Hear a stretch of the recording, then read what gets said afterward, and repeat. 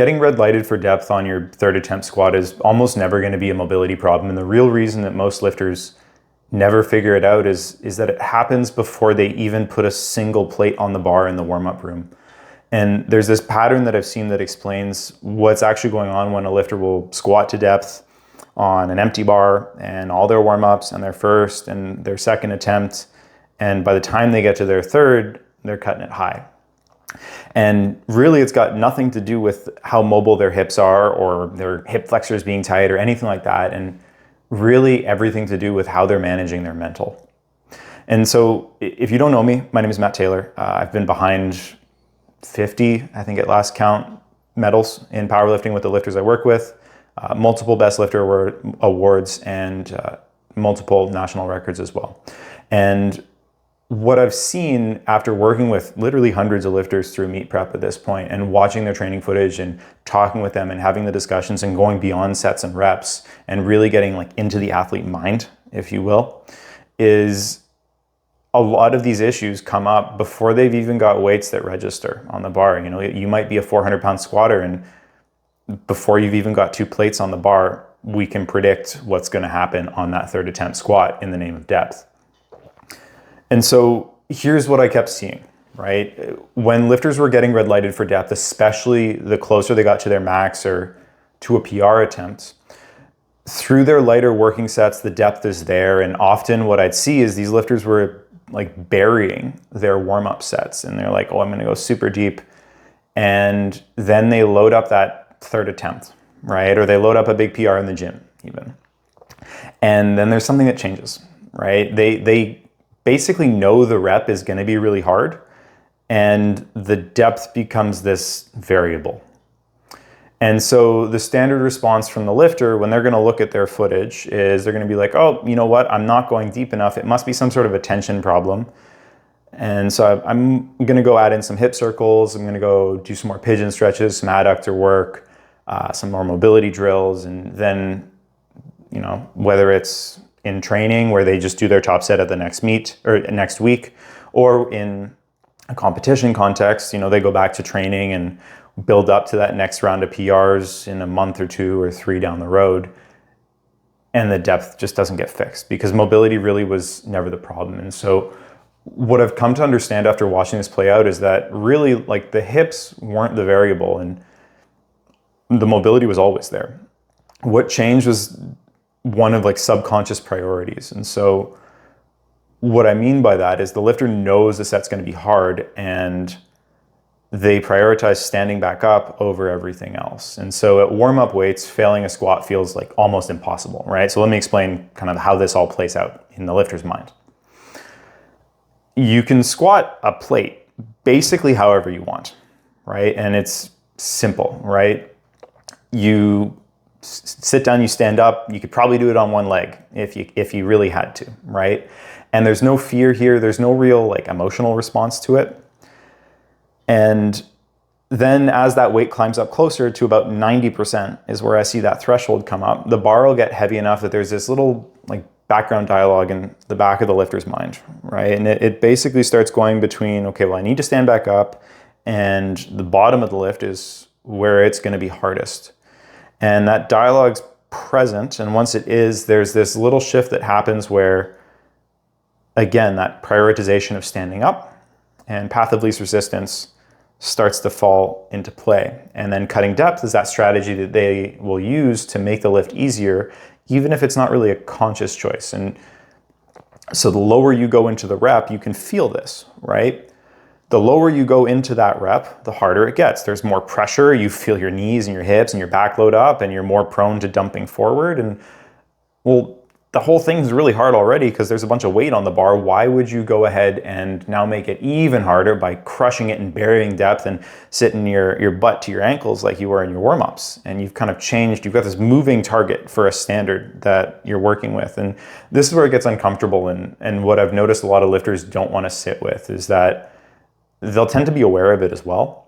And they'll feel it happening as they're going down, and they're like halfway down on that PR squat, and they're like, ooh, you know, and they're a little shaken up. They're like, okay, well, I'm just gonna like get out and try to stand up as quick as I can, because ultimately you're gonna go on autopilot when you have those PR weights anyways. Like your ability to really regulate your emotions and consciously think about cues and feel where your hip is in space is pretty much going to go out the window. And so if you have this trend leading into it where as the weights get heavier, the depth gets a little higher and you're starting way deeper than you need to and building up, well, that trend's going to continue, right? And so after watching this pattern repeat across a lot of lifters, right? I've seen this in back rooms at meets onto the platform. I've seen it with some of the lifters I've worked with where we work on correcting it as well. I basically will treat that inconsistent depth where lifters kind of bury it on the light weights and gradually raise their depth as the bar weight comes up as one of the most reliable predictors of a failed third attempt at a meet.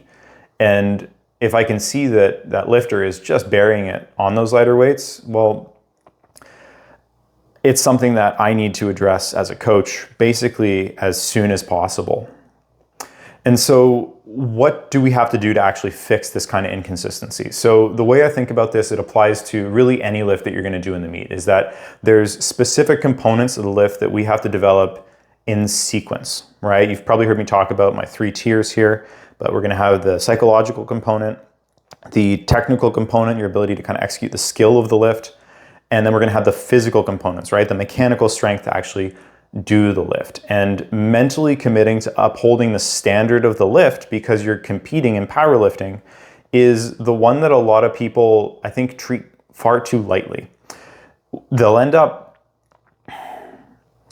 thinking, okay, well, I'm just going to like go as deep as I can and move on and work on their technique and then work on mobility and then work on developing strength in the bottom of the range of motion and all of that. But this standard hasn't really been clearly established in that they'll go deeper than they need to sometimes, and then they'll go maybe not quite as deep as they need to others. And if we can instead just set the bar on this is where I squat to every single time, and the variable is going to be how many reps I do and the weight on the bar, but this is how deep I squat regardless. There are no bonus points for going lower. There are no points at all for cutting it. I have a guaranteed chance of failure if I cut the depth. And so when this gets scrambled, right, and we skip that first step of making the deal with ourselves to have the standard that we're going to uphold, is where we see a lot of this really just go up in flames, right? Adding more weak point exercises, focusing on your squat technique with lighter weights, that's all good stuff, but it's constrained by the bottleneck of you not having a clear standard that you're going to judge all of the rest of your training off of. And so what'll happen is you'll get stronger at this version of your squat that you've already built up, right? Which is that ascending depth, ascending weight model that you've used instead of static depth, dynamic weight, right? And instead what we need to do is set that standard as a non-negotiable before we get into everything else. And what you'll find is that once you make that deal with yourself, all those pause squats you're doing, the hip mobility, if it was a constraint for you, the pin squats you might have been doing, all those things you're trying to do to build more strength and power out of the bottom and consistency coming out of the hole, the magnitude of effect that they have on your lifting gets not just increased, but multiplied, because they're no longer constrained by this bottleneck further upstream from the mental side of things. And you'll not just get stronger at your pause squats and your pin squats, but it actually carries over into your primary lifts, specifically the singles you're doing at 90, 100, 102% of your max, hopefully. And as you build more and more reps and grease that groove where it becomes more automatic, the depth will stop disappearing as the bar weight goes up as an absolute constant, and it becomes cut and dry where you either stand back up or you don't. But never ever is there the question about you stood back up, but was the depth there? And the reason the sequence matters the most on meet day is that third attempt is where the mental component is going to get tested the hardest, right? It will test your ability to be automatic with the standards and the execution, right? The first and second attempts are weights that you've probably handled before, and they're not going to make you as nervous. And so they're probably a good diagnostic test to feel, hey, like, where am I at for today and what weight should I put on the bar? But if you can feel like that standard is there right from the empty bar all the way up to even your opener on meet day, you can generally lean into that even harder. And it's going to be a great test for you to be able to uphold that and have the mental fortitude to keep that standard in place. And so, again, the brain is going to go on autopilot. You're going to go monkey mode when you have those weights that make you nervous. And as that old quote goes, if you're not nervous, it's not heavy enough. And so we need to develop that mental component and have that standard that we're going to uphold with the lift, where the depth is not a variable, the weight is. And if we have that in place, the third attempt no longer becomes a gamble on depth. It just becomes a test of strength. We're not looking at any other variables other than the number that's loaded on the bar. And that's really why red lights for depth on, third attempt, PR attempt squats will almost seldom come from a physical failure if the lifter still stands up. It's a real test of your ability to mentally operate as not just somebody who lifts weights, but an athlete.